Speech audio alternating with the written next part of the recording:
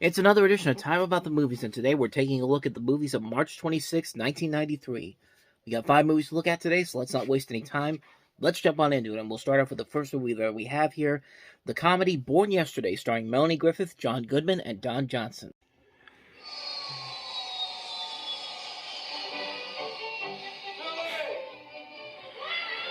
Let's go! When the door opens on the plane, you get out! Billy Dawn is new in town. This is Senator and Mrs. Hedges. Senator, good to see you. Hi, Good how to are see you? you. Hi, how are you? Billy, this is Senator Hedges. Yeah, that's what he said. She's a woman of obvious assets. What is our responsibility now that the Eastern Bloc has collapsed? But when the block collapsed, were people hurt or was it just property damage? And one small liability. Every time she opens her mouth, she says something stupid.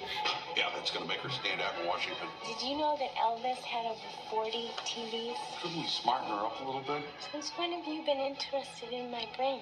Since he started exposing it to the public. It's not easy to make a person over, Harry. Wah, wah, wah, wah, wah. It may be impossible. Wah, wah, wah, wah, wah, wah. I don't want some stuffy old tutor. This is Paul Verall.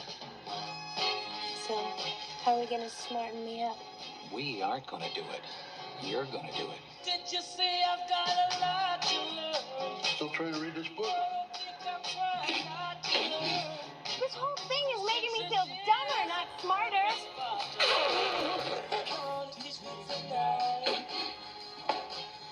If you learn these 8 sentences, you'll be a hit at every party. You're kidding me. It's working backwards. Instead of making her smart, she's making you stupid.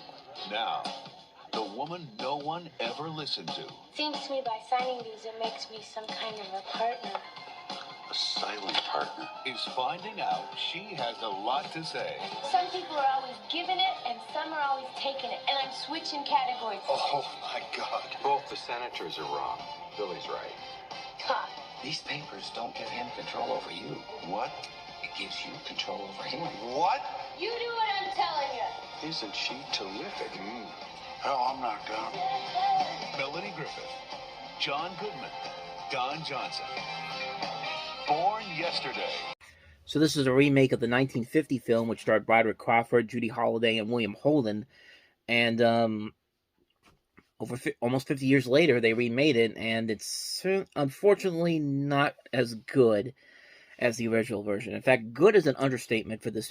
Is a statement that's not really appropriate for this movie. This movie's pretty bad. Like, imagine Legally Blonde, except Melanie Griffith is even stupider in the beginning than Reese Witherspoon's character, and for no real reason whatsoever, as the movie goes on, she gets smarter and smarter, and it makes no sense. The charm is not there. Melanie Griffith's trying the best she can here, but man, like I said before, she picked some really bad movies during this time period, and yeah, this movie's pretty bad, and it's got a great cast overall, not just Griffith and Goodman and Johnson. You got Edward Herrmann, you got Fred Thompson. It's just one of those movies that really goes to show you an example of a movie where you should never work with your spouse because, of course, Melanie Griffith and Don Johnson were together at the time. And there were many attempts to try to get them to do stuff like this. They were doing movies like this. They were appearing at the Oscars together. They hosted the Euro Disney Grand Opening Special, which that's a spectacle in its own right for different reasons. But yeah, this movie just wasn't very good. Like, Melanie Griffith's trying her best here. I mean, John Goodman's also doing his best that he can here, but like, Don Johnson really has no purpose in here. It's like, imagine if you took Legally Blonde and mixed it with a little bit of My Fair Lady, and you took out all the charm of both of those movies, because this is not a very good movie. This is a very bland movie. There's no charm. There's no excitement. It's not really all that funny, and it's just not a very enjoyable movie on any means. It's just a movie that, just another example of one of the many bad movie choices that Griffith made at the time. It really kind of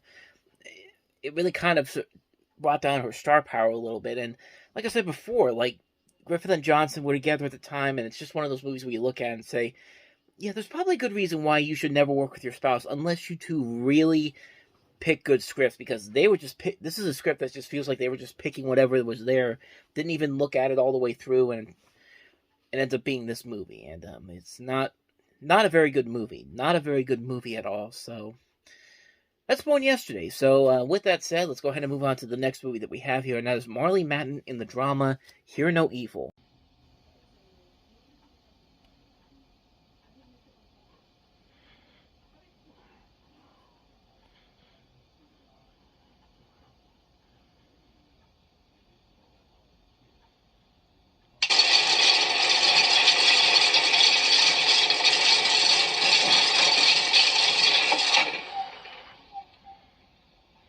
Loud. Very loud.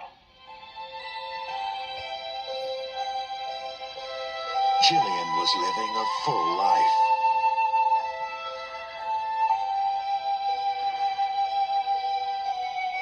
Even though it was full of silence. But someone she trusted set her up. Mickey gave you something, didn't he? And he asked you to hide it for him, to keep it until he came back for it. They're following us. They're filming us. They know everything we do. She still got it. I don't know if she knows it or not, but she still got it.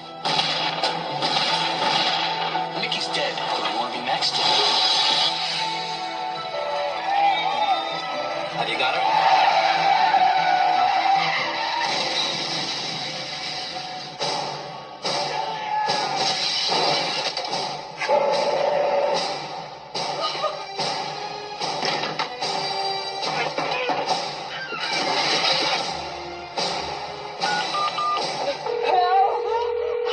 You have reached the 911 emergency hotline. All operators are busy. Please stay on the line. This is a recording. I don't know. I feel like this movie's kind of being offensive to deaf people because, I mean, the end of that end of that trailer there, where she's calling up where she's trying to call 911 on the phone, and like, I don't know, like this movie just really feels off on so many levels. Marley Matlin's a great actress. You also have a great cast involved in here: D.B. Sweeney, Martin Sheen, John C. McGinley playing the villain of the film.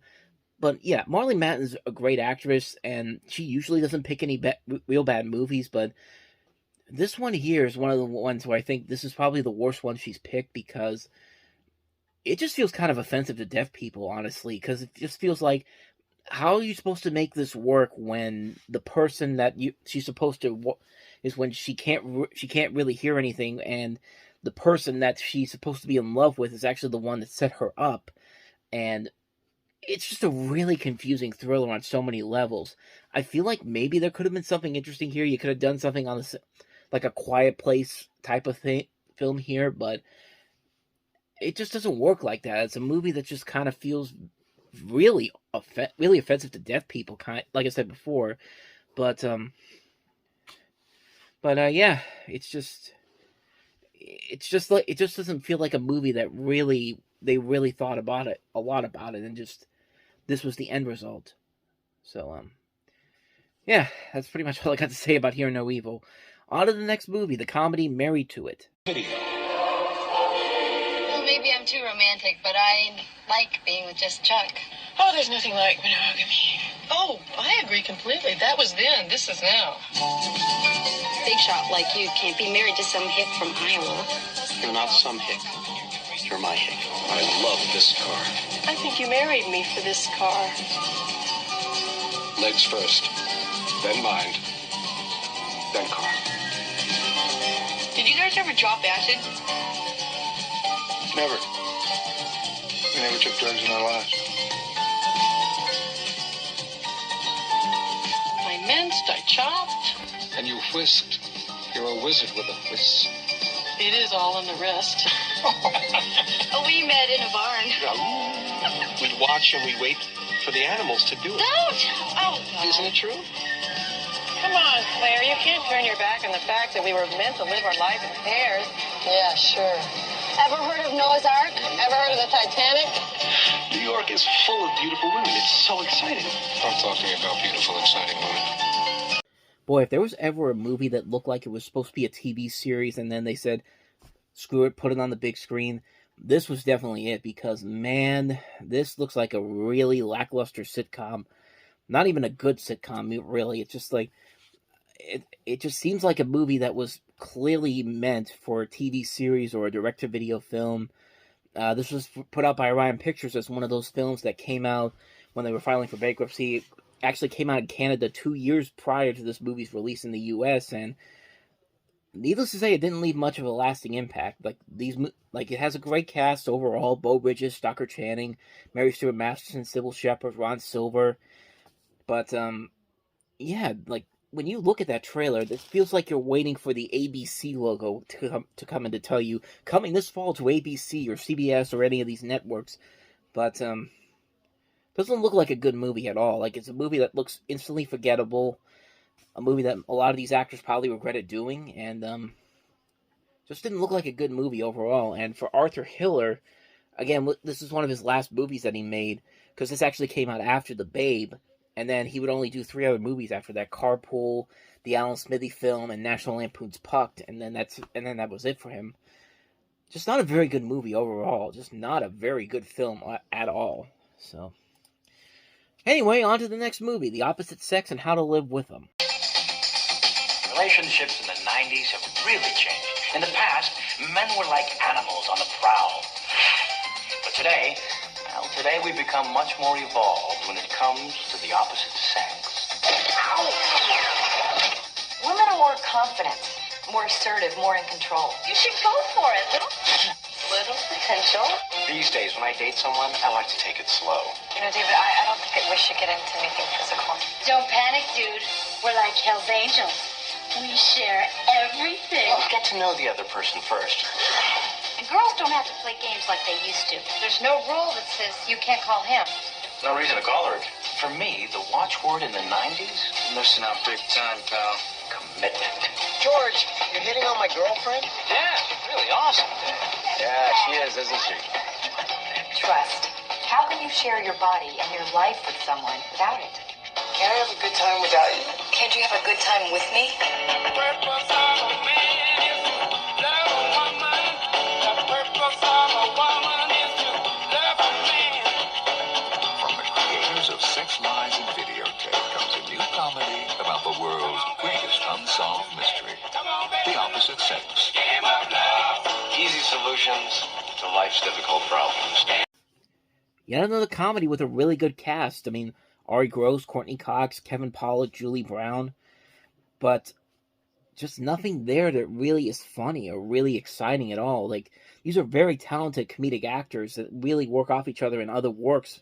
Let me rephrase that. They work better off in other movies.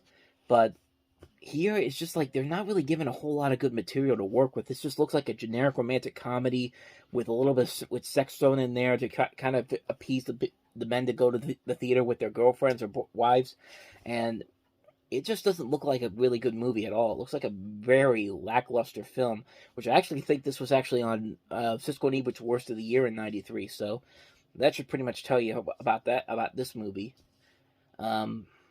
That's pretty much all I got for you. I haven't seen it. I can't really comment on it, but I have no intentions of ever seeing this movie. So there you go. The Opposite Sex and How to Live with Them. So on to the last film: Peter Weller and Robert Hayes in the action comedy 50-50. Jake and Frenchie are friends. What the hell are you doing here? I heard you were dead. Do I look dead? No, but you don't smell too good. In their line of work, You squirrel-brained doofus, you just blew the best gig I ever had. Hey, I'm sorry. How long are you going to hold a grudge? This is no grudge, bubblehead. It just happened. Next week it'll be a grudge. the hours are flexible. The company has a job for you two. Drop dead. You can always count on the CIA. I'll always let you down. The pay is You unbeatable. believe in the Deutsche Mark, the Swiss franc, the Kruger Inn, the yen. $250,000 each. The benefits are incredible. What the hell are you eating now? Another one of those bing bongs? This is great survival food. If it won't rot in the jungle, wild animals won't touch it. That's a fact. Has it occurred to you that maybe they know something you don't? Just a couple of guys I'm afraid I can't let you live. Oh, I'm not worried. Are you worried? looking for a good time. No, I'm starting to worry. But somehow, Is there nothing you won't do for a price? Oh, there's got to be something. they became something You made this yourself, huh?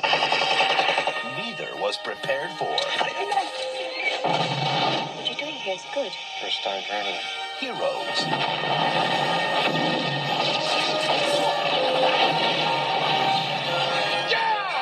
Peter Weller assault is your plan? The element of surprise. Suicide is always surprising. Are taking chances, Need help if I promise not to try it again? which at best Go ahead. Shoot them both. I think you've just been fired. are 50-50. Well, the history behind this movie is certainly very interesting. This actually started off as a film intended for Sylvester Stallone and Eddie Murphy, which would have been very interesting considering that Stallone was in contention for Beverly Hills Cop, and then Murphy took that film. Then Eddie Murphy was out, Kurt Russell was in. They were originally going to do this, and then they decided to do Tango and Cash instead, which I don't think really worked out well for them either way. Cannon then picked it up, and then it became a Chuck Norris-Michael Dudikoff duo film. That didn't work out, and then they decided on Peter Weller and Robert Hayes, which would have been amazing in 1988, considering that Peter Weller was in RoboCop a year before, and then Robert Hayes was in Airplane 8 years after this. 8 years before this, I should say. But not in 1993 though. Like this just didn't look. This just was a disaster looks like a disaster from the very beginning. It just didn't look like a movie that was really all that there. I mean, it felt like a movie that was kind of rushed in there. They decided, screw it, we'll get Peter Weller and Robert Hayes. They're two notable names, but certainly not on the same level as Stallone or Murphy or Russell. And the results speak for itself. The movie does not look very good. It looks like a Hot Shots parody of all things. But nope, it's intended to be a serious action comedy. But I haven't seen it. I can't really comment on it. But it doesn't look very good. It really does not. So that's pretty much all I got to say about this one. 50-50. And so on that note, we wrap up another edition of Time About the Movies. Next time we meet, we'll jump into April with 4 movies, including the infamous Cop and a Half, starring Burt Reynolds. We also have The Adventures of Huck Finn, Alicia Silverstone in one of her early film roles, The Crush, and Danny DeVito in Jack the Bear. So 4 movies to look at next time around, and we will do that on tomorrow's show. But until then, thank you very much as always for watching, and if you want to see more videos like this, please hit the playlist on the next page, check out the previous episode, and I'll see you guys tomorrow for another episode. So thank you for watching, I'll see you next time, and until then, as always, take care.